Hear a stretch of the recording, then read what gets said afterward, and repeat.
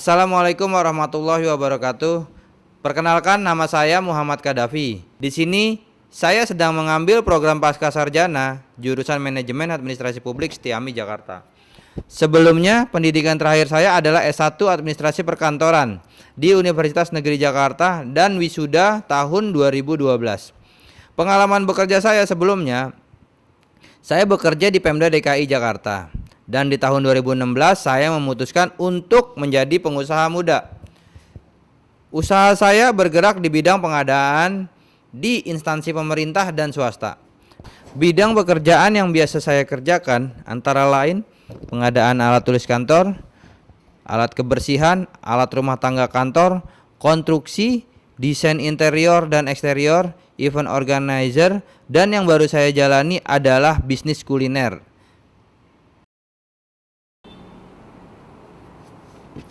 Hai sobat sebangsa dan setanah air, kali ini kita akan membicarakan sesuatu yang menarik. Yang akan kita bahas dalam video ini yaitu masalah membengkaknya anggaran mega proyek Jakarta-Bandung. Menurut pendapat pribadi saya, kecil kemungkinannya akan balik modal. Dan kalaupun balik modal, berapa lama waktu yang akan kita butuhkan? Selanjutnya, hal yang menarik perhatian saya adalah kenapa bisa terjadinya pembengkakan anggaran mega proyek kereta cepat Jakarta-Bandung tersebut. Sepengalaman saya, ketika saya mendapatkan suatu proyek konstruksi, perbaikan atau pembangunan, sebelum proyek tersebut berjalan dengan lancar, kita akan membuat suatu RAB, yaitu rencana anggaran biaya proyek tersebut. Seharusnya mega proyek kereta cepat Jakarta-Bandung ini, kalau mengikuti RAB dan jadwal yang sudah ditentukan sebelumnya, maka menurut saya proyek tersebut berjalan dengan lancar sesuai dengan rencana. Ini menimbulkan pertanyaan besar buat saya, kenapa hal ini bisa terjadi? Dan di sini sudah banyak berita mengenai membengkaknya anggaran mega proyek kereta cepat Jakarta-Bandung. Mari kita bahas satu persatu berita tersebut. Oke sobat sebangsa dan setanah air, kali ini kita akan membahas masalah mengenai membengkaknya anggaran mega proyek kereta cepat Jakarta-Bandung. Yang pertama yaitu dari kompas.com tanggal 30 Oktober 2021. Saat jadi Menhub, Jonan keberatan proyek kereta cepat. Apa sebabnya? Oke, kita akan membaca salah satu artikel tersebut. Saat menjabat sebagai Menteri Perhubungan 2014 sampai 2016, John Ignatius Jonan beberapa kali mengungkapkan keberatannya soal keberadaan rencana proyek kereta cepat Jakarta-Bandung. Jonan bahkan sempat menolak menerbitkan izin trace pembangunan kereta cepat karena dinilai masih ada beberapa regulasi yang belum dipenuhi, terutama terkaitnya masa konsensi. Sebagai Menteri Perhubungan, Ignatius Jonan yang seharusnya menjadi penanggung jawab utama sektor perkeretaapian di Indonesia saat ini juga diketahui tidak hadir dalam acara groundbreaking proyek pembangunan kereta cepat Jakarta-Bandung di Walini. Padahal acara groundbreaking pada Januari 2016 tersebut dihadiri langsung oleh atasannya yaitu Presiden Joko Widodo. Jonan belakangan ini juga tak lagi menjabat Menhub sejak Juli 2016 karena reshuffle kabinet. Menurut pendapat pribadi saya, salah satu pemicu terjadinya reshuffle kabinet dikarenakan Ignatius Jonan berbeda pendapat dengan atasannya yaitu Presiden Joko Widodo mengenai mega proyek kereta cepat Jakarta-Bandung tersebut. Alasan keberatannya Jonan dikutip dari pemberitaan kompas.com 3 September 2015. Jonan kala itu menegaskan, selama ini tidak perlu ada moda transportasi semacam kereta cepat untuk rute Jakarta-Bandung. Kata dia, secara teknis, kereta cepat yang memiliki kecepatan di atas 300 km per jam tidak cocok untuk rute pendek seperti Jakarta-Bandung yang hanya kisaran 150 km.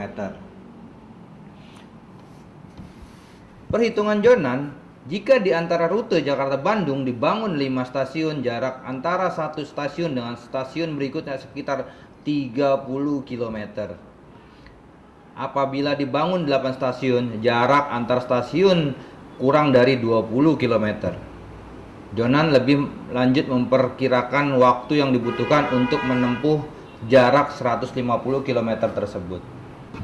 Kalau Jakarta-Bandung itu total misal butuh 40 menit, berarti kalau interval setiap stasiun adalah 8 menit, maka 8 menit itu dari velositas 0 km per jam sampai 300 km per jam, saya kira nggak bisa. Tutur Jonan. Lebih lanjutnya, mantan bos PT KAI itu menyampaikan, apabila di antara Jakarta-Bandung dibangun 8 stasiun, waktu tempuh dari stasiun ke stasiun berikut adalah 5 menit. Dari stasiun ke stasiun lainnya 5 menit. Nggak bisa akselerasinya. Kita menyarankan tidak perlu pakai kereta cepat itu. Menurut Jonan, kereta cepat idealnya dibangun untuk rute jarak jauh, yaitu Jakarta-Surabaya. Kalau menurut pendapat saya sih benar juga apa yang dikatakan oleh Jonan. Pembangunan mega proyek Jakarta-Bandung itu hanya buang-buang uang. Menurut saya itu tidak relevan karena jaraknya terlalu dekat. Dan transportasi yang menuju Jakarta-Bandung itu sudah banyak di mana-mana, antara lain pesawat terbang, yang kedua kereta ekspres, yang ketiga adanya jalur tol Cipularang, sehingga jarak tempuh antara Jakarta-Bandung itu sudah tidak terlalu lama. Di sini satu lagi hal yang sangat menarik mengenai kereta cepat Jakarta-Bandung, dikutip oleh kompas.com 14 Oktober 2021, yaitu pernyataan Faisal Basri mengenai kereta cepat Jakarta-Bandung itu sangat konyol. Saya bacakan di sini. Menurut Stafsus Menteri BUMN Arya Sinulinga menyayangkan pernyataan dari ekonom senior Indef Faisal Basri terkait proyek kereta cepat Jakarta-Bandung. Menurut Arya, pernyataan Faisal Basri yang menyebut investasi dalam proyek pembangunan kereta cepat Jakarta-Bandung tidak akan balik modal tanpa didasari data yang akurat. Arya menjelaskan saat ini BPKP masih menghitung beberapa pembengkakan dana atau cost of run pada proyek kereta cepat Jakarta-Bandung. Namun dalam hitungan kasarnya, investasi di proyek kereta cepat Jakarta-Bandung baru akan balik modal dalam 40 tahun. Menurut pendapat pribadi saya, hal itu sangatlah lama. Kalau dalam bisnis to bisnis, balik modal itu kurang lebihnya sekitar 40 tahun. Saya pikir terjadinya proyek kereta cepat Jakarta-Bandung itu akan balik modal kurang lebih 5-10 tahun. Saya lanjutkan kembali. Juru bicara Erick Thohir itu memaparkan investasi di sektor transportasi kereta api memerlukan waktu yang sangat panjang untuk balik modal. Hal ini sama dengan investasi pada proyek Mass Rapid Transit. Kenapa ketika proyek tersebut sudah tahu memerlukan balik modal itu dalam waktu yang cukup panjang, kenapa masih dijalankan oleh pemerintah? Ada apa dengan proyek tersebut? Menurut Arya, jika tak akan mengalami keuntungan, tidak mungkin ada investor yang masuk untuk mendanai proyek kereta api cepat Jakarta-Bandung. Maka dari itu, dia menyayangkan pernyataan dari Faisal Basri tersebut. Apalagi sekarang proyek tersebut akan menggunakan duit rakyat lewat anggaran pendapatan dan belanja negara, yaitu APBN. Menurut Faisal, kereta cepat Jakarta-Bandung akan sulit balik modal meski menjual tiket dengan harga mahal. Hal itu ia sampaikan dalam webinar pada Rabu 13 Oktober 2021. Sebentar lagi rakyat membayar kereta cepat, barangkali nanti tiketnya 400.000 sekali jalan. Diperkirakan sampai kiamat pun tidak balik modal. Kalau menurut saya lebih baik naik kereta api biasa dengan nominal 320.000 sampai 350.000 dengan kisaran waktu masih dalam tenor kurang dari 12 jam. Pembahasan berikutnya yaitu di kompas.com tanggal 23 Oktober 2021. Kereta cepat RI Cina awalnya 86 triliun. Sekarang membengkak menjadi 114 triliun. Mari kita baca. Proyek kereta cepat Jakarta-Bandung tengah jadi bulan-bulanan kritik. Ini setelah Presiden Jokowi mengizinkan proyek kerjasama Indonesia-Cina itu dibiayai APBN lewat skema penyertaan modal negara (PMN) kepada BUMN yang terlibat dalam konsorsium. Padahal sebelumnya Jokowi berjanji tak akan menggunakan duit rakyat sepeser pun untuk mendanai proyek kereta cepat. Pemerintah juga sebelumnya berjanji untuk tidak menjamin proyek tersebut. Jokowi sudah meralat janjinya tersebut dengan mengeluarkan peraturan presiden atau disebut Perpres nomor 93 tahun 2021 yang merupakan perubahan atas Perpres nomor 107 tahun 2015 tentang percepatan penyelenggaraan prasarana dan sarana kereta cepat Jakarta-Bandung. Pembengkakan biaya kereta cepat Jakarta-Bandung menurut Direktur Keuangan dan Manajemen Risiko PT KAI Salus Srawijaya mengatakan kebutuhan investasi proyek kereta cepat Jakarta-Bandung atau disebut KCJB membengkak atau mengalami cost overrun yang disebut kelebihan biaya menjadi 8 miliar dolar Amerika. Wow, sangat besar menurut saya ya.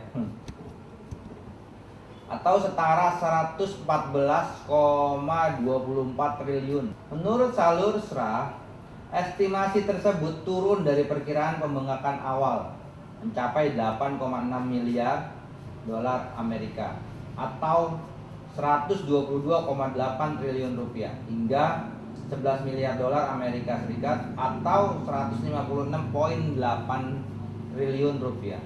Jadi perkiraan awalnya itu akan berkembang menjadi 8,6 miliar dolar Amerika, yaitu waktu dibuat estimasinya pada November 2020 oleh konsultan PT Kereta Cepat Indonesia Cina atau KCIC, dan estimasi konsultan PSBI itu bahkan mencapai antara 9,9 miliar dolar Amerika Serikat hingga 11 miliar dolar Amerika Serikat, kata Direktur Keuangan dan Manajemen Risiko KAI Salusra Wijaya dalam rapat dengar pendapat Komisi 6 DPR 1 September 2001 lalu. Salusra menjelaskan biaya awal pembangunan KCJB adalah 6,07 miliar dolar Amerika atau sekitar 86,5 triliun. Dengan adanya perkiraan pembengkakan anggaran mencapai 8 miliar dolar Amerika, artinya terdapat kenaikan sekitar 1,9 miliar dolar Amerika atau setara 27,09 triliun. Padahal estimasi biaya awal sebesar 6,07 miliar dolar tersebut juga sudah melebihi tawaran dalam proposal Cina, yakni biaya pembangunan hanya sebesar 5,5 miliar dolar Amerika Serikat. Jika ada kenaikan kira-kira 1,9 miliar dolar dengan komposisi yaitu engineering, procurement dan construction atau EPC dan non EPC 80% banding 20% jelaskan. Dari Kementerian BUMN, menurut staf sus BUMN Arya Sinulinga menyebut bahwa pembengkakan biaya proyek kereta cepat Jakarta-Bandung adalah hal yang wajar. Menurut pendapat pribadi saya, kenaikan biaya atau pembengkakan biaya proyek kereta cepat Jakarta-Bandung itu tidak masuk akal. Kenapa? Karena seharusnya sudah direncanakan dengan matang berapa anggaran biaya yang akan dikeluarkan oleh pemerintah Indonesia. Maka itu disebut business to business. Dia menyebutkan adanya pandemi COVID-19 menjadi biang kerok terhambatnya proyek ini yang pada akhirnya berdampak pada biaya kereta cepat Jakarta-Bandung membengkak. Sedikit saya menyanggah pernyataan dari staf sus Menteri BUMN Arya Sinulinga, yaitu dia menyebut adanya pandemi COVID-19 menjadi biang kerok terhambatnya proyek ini, yang pada akhirnya berdampak pada biaya kereta cepat Jakarta-Bandung membengkak. Menurut saya, ketika terjadinya pandemi COVID-19, kenapa tidak diambil keputusan untuk memberhentikan mega proyek tersebut, sehingga tidak akan terjadi pembengkakan biaya kereta api Jakarta-Bandung. Ketika COVID-19 telah selesai, maka boleh dilanjutkan mega proyek tersebut, sehingga perencanaan yang tadinya dari awal itu sudah terencana dengan matang akan berjalan sesuai dengan RAB yang sudah ditentukan. Selanjutnya pembahasan yang terakhir yaitu dari finance.detik.com. 4 biang kerok biaya proyek kereta cepat Jakarta-Bandung bengkak mencapai 114 triliun. Biaya proyek kereta cepat Jakarta-Bandung membengkak. Hitungan terakhir dari PT KAI, biaya proyek tersebut kini menjadi 7,97 miliar US dollar atau sekitar 114 triliun dari sebelumnya 6,07 miliar US dollar atau sekitar 85 triliun. Wow, menurut saya sangat besar ya kenaikan biaya dari proyek kereta api tersebut. Meskipun di sisi lain terjadi efisiensi. Apa biang kerok proyek tersebut membengkak? Berikut fakta-faktanya. Yang pertama,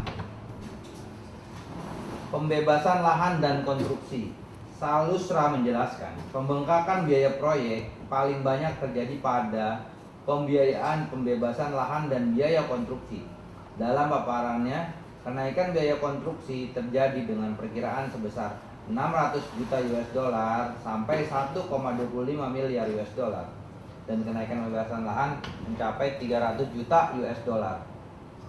Ini memang touch sekali karena jalurnya banyak dan luas.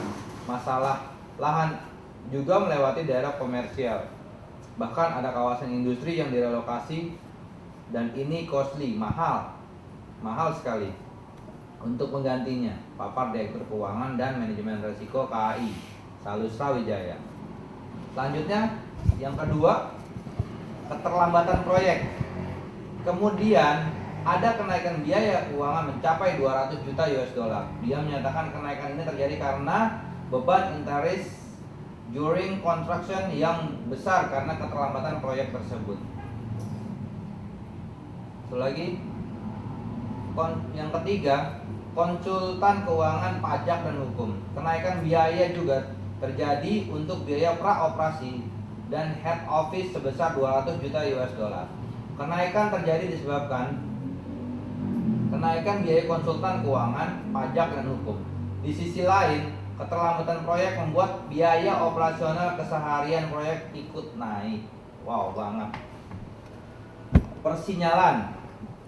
Lalu yang terakhir, ada juga biaya untuk keperluan lainnya yang mencapai 50 juta US dollar. Paling dominan digunakan untuk biaya keperluan sinyal yang bekerja sama dengan Telkomsel.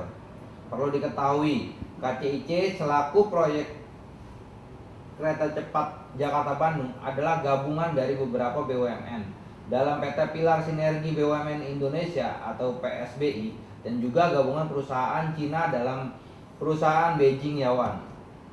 Porsinya yaitu 60% dari KCIC milik PSBI, sisanya adalah milik gabungan perusahaan Cina. KAI sendiri merupakan salah satu perusahaan yang berada di dalam PSBI. Menurut saya, apabila mega proyek kereta cepat Jakarta-Bandung tidak diteruskan, maka tidak akan terjadi dampak ekonomi yang sangat signifikan, dikarenakan akses Jakarta-Bandung itu sudah banyak. Antara lain, yang pertama sudah adanya kereta eksekutif. Yang kedua, adanya pesawat terbang, dan satu lagi adanya tol Cipularang, sehingga akses menuju Jakarta Bandung itu sudah sangat cepat. Demikian pembahasan video kali ini mengenai pembengkakan anggaran mega proyek kereta cepat Jakarta Bandung. Oke guys, jangan lupa like and subscribe channel ini. Terima kasih. Assalamualaikum warahmatullahi wabarakatuh.